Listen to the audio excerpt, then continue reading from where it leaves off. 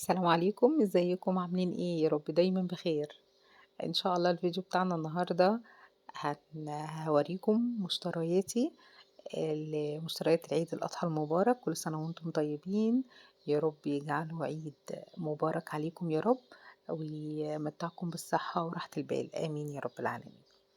إن شاء الله أفكار الفيديو بتاعنا النهارده إيه الأفكار أو إيه المشتريات اللي إحنا هنشتريها علشان نقدر نعمل ضيافة للعيد. إحنا عارفين إن العيد الأضحى بيبقى مفيهوش بقى كحك ولا بسكويت ولا حاجة، فإحنا عايزين نعمل كده شوية أفكار أو نشتري طلبات كده نقدر نقدمها كده ونضيف بيها أهلنا وحبايبنا في العيد بإذن الله. يلا بينا بأمر الله نبدأ الفيديو. أول حاجة إحنا هنشتري الحاجات اللي إحنا هنبتدي نعملها أو نجهّزها علشان نقدّمها في العيد لولادنا بقى لضيوفنا. أول حاجة كده هنجيب بقى شوية مسليات كده، هنجيب سوداني ونحمّصه في الفرن أو في الair fryer لو عندِك، هنجيب ترمس ونسلقه ونقدّمه، هنجيب بقى ذرة فشار، هنجيب فنكوش، هنجيب الحاجات دي كلّها. كمان نحب نعمل صينية بسبوسة، كل دي أفكار آآ أنتِ تقدري تنفّذيها علشان تبقى عندِك كده حاجة موجودة حلوة كده لو أي حد جالِك أو أنتِ قاعدة كده في سهرة كده مع أولادِك وفي البيت تقدري تقدّميها. أنا جِبت بسبوسة أعملها، كمان جِبت الجيلي، جِبت كمان كيس كده من النشا عشان لو حبينا نعمل مهلبية أو نعمل حشوات للجلاش مثلًا. كمان ممكن نجيب دقيق ونعمل صينية كيكة حلوة أوي كده، وكمان ممكن نجيب دقيق السبونج دلوقتي بيتباع عند العطار عادي، ممكن تجيبي نُص كيلو دقيق سبونج سواء بالشوكولاتة أو بالفانيليا، وتعملي تورتاية صغيرة كده تبقى جميلة وحلوة. كمان ممكن نعمل كنافة، ممكن نجيب كنافة ونعملها. ممكن كمان نجيب الكاكاو اللي هو المُحلّى ده ونعمل ميكس كده نحُط اللبن، نحُط مَيّة ساقعة وسُكّر ونضربه كده في الخلاط ونعمل أحلى كده ميكس بالشوكولاتة، يبقى ممتاز أوي. ممكن كمان نضيفه على الكيكة يبقى الكيك بالشوكولاتة، أو نعمل صوص الشوكليت كده ونزيّن الكيكة بيه. أو ممكن نجيب البسكوت السادة بتاع الشاي ونحشيه كده بالشوكولاتة القابلة للدهن، يبقى حلو أوي في التقديم. كل دي مشترياتي وأفكار علشان نقدر نعملها لضيافة العيد. كمان ما ننساش الفاكهة، نجيب صنف أو صنفين من الفاكهة الأنواع اللي انتِ بتحبيها ونغسلها ونجهزها كده في التلاجة علشان نقدر نقدمها. كمان ممكن نعمل جيلي بالفواكه. أوكي، ممكن نعمل مهلبية، رز بلبن، ممكن نعمل fruit salad، نجيب الفاكهة كده ونقطّعها ونحطها في جيلي، وإن شاء الله في فيديو هنعمله مع بعض عن ضيافة العيد، والوصفات دي كلّها هاعملها معاكم خطوة بخطوة. كمان ما تنسيش في المشتريات بتاعتِك تجيبي الرقاق الطري والرقاق الناشف لو أنتِ هتعملي بقى صواني كده باللحمة المفرومة. هتجيبي بقى نُص كيلو من الرقاق الناشف أو كيلو زي ما تحبي. كمان الرقاق الناشف ده ممكن نعمله مسكّر، نكسّره كده ونصُب عليه لبن سُخن ونحط عليه شوية من المكسرات وشوية من السكر ويبقى ممتاز أوي.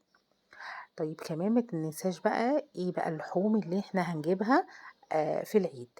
أول حاجة أنا مش بس باجيب لحوم، أنا باجيب كمان فراخ أو بانيه أو شيش أو أي حاجة أنتِ بتحبي تستخدميها. أولًا علشان إحنا بنزهق من اللحوم وممكن نحب نغيّر أو نعمل أصناف، وكمان المحلات بتقفل فترة طويلة، فإحنا يبقى الحاجة عندنا إيه، موجودة. أنا جِبت 3 فراخ كده اللهم بارك يبقوا جاهزين عندي وموجودين في الفريزر. كمان جِبت أرنب، لو أنتِ بتحبي بقى الأرانب ممكن تجيبي أرنب، ممكن تجيبي بطاية، ممكن تجيبي بانيه، ممكن تجيبي شيش، ممكن تجيبي وراك تحطيها على حسب ميزانيتِك وعلى حسب الحاجات اللي أنتِ بتحبي تاكليها. طيب اللحوم دي كل واحد طبعًا يجيب اللحوم اللي إيه، على قد استخدامه أو على قد ميزانيته. طب ممكن نقول الأصناف أو الأفكار اللي إحنا هنجيبها. طبعًا بأمر الله أكيد هنعمل فتة الصبح كده على سُنة سيدنا محمد يعني، نعمل فتة كده عليه أفضل الصلاة والسلام. تجيبي لحمة كده من القطعية اللي أنتِ بتحبيها بقى، من الموزة، من السن، من الكلاطة أو من وش الفخذ، حبي القطعية اللي أنتِ بتحبيها، خلّي الجزار يقطّعها لِك. يبقى أول صنف عندنا اللحمة اللي هي الإيه، القطعة أو اللحمة اللي هي إيه، الصحيحة يعني. خلاص كده جيبي بقى زي ما تحبي كيلو 2 كيلو زي ما تحبي. كمان عندنا كمان المفروم علشان لو عملنا بقى صينية مكرونة بالبشاميل، عملنا صينية جلاش، كوسة بالبشاميل، أي حاجة تبقى متوفرة عندك اللحمة المفرومة. كمان ممكن تجيبي العرق الفيليتو أو العرق التريبيانكو، ده بتجيبيه على بعضه بيبقى أقل حاجة ممكن نجيب 2 كيلو، بتخلي الجزار يربطهولك بالدبارة كده وتجهزيه نعمله لحمة باردة. وصفته بسيطة جدا وسهلة، انتي مجرد ان انتي بتتبليه بحبة ملح وحبة فلفل، وممكن تحطي له معلقة من المستردة وتغلفيه كله كده، وبعد كده تحطيه كده في صينية فيها معلقتين من السمنة وتحمريه، وبعد كده تحطي له شوية من الخضار وحبة مية صغيرين وتلفيه بالفويل وتدخليه الفرن. لما يستوي ويطلع تقطعيه يبرد خالص وتقطعيه لحمة باردة، بيرمي معاكي كمية كبيرة وبيبقى حلو قوي في العزومات ويبقى مناسب قوي قوي وبيبقى شيك قوي على السفرة. كمان ما تنسيش وانتي كمان بتجيبي من الجزار كام ماسورة كده حلوة علشان تعملي احلى شوربة كده للفتة.